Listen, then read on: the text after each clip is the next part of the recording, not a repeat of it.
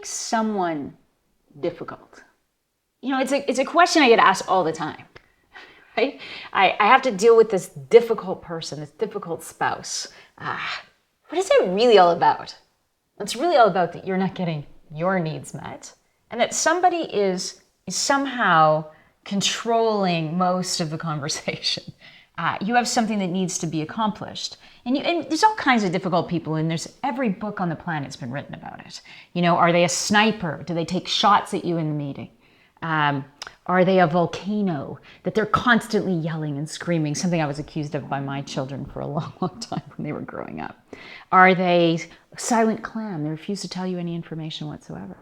The reality is, I think that instead of labeling somebody as difficult, we need to understand that every behavior pattern that prevents something from being accomplished can be perceived as difficult.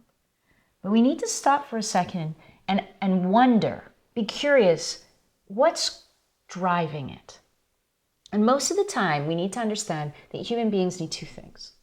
All human behavior be driven by two primary desires: a desire to belong and a desire to be significant. And whether I portray that in an aggressive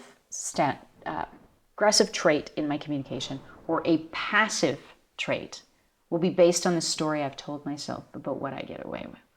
So if I'm a child that grew up in a house filled with conflict, I may have learned to retreat, which doesn't negate me from being passive aggressive in my tendencies to get my needs met.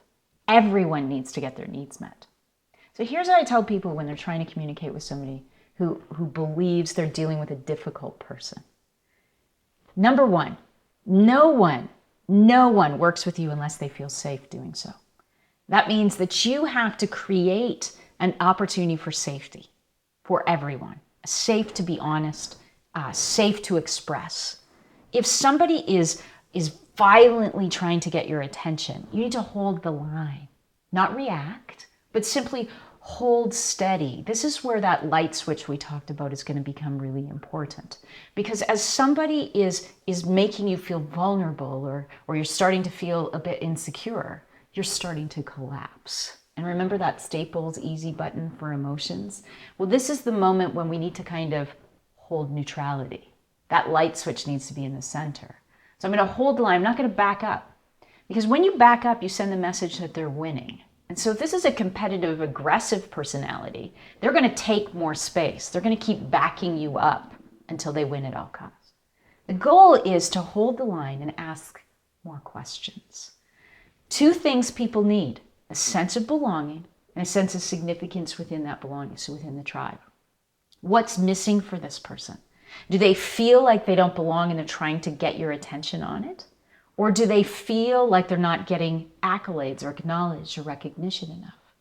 And so when we're faced with a difficult communicator, stop for a second, and instead of reacting to the way they're communicating with you, wonder, is this a belonging challenge? Is this a significance challenge? And then if we can help them get their needs met, suddenly we might find they're a little less difficult.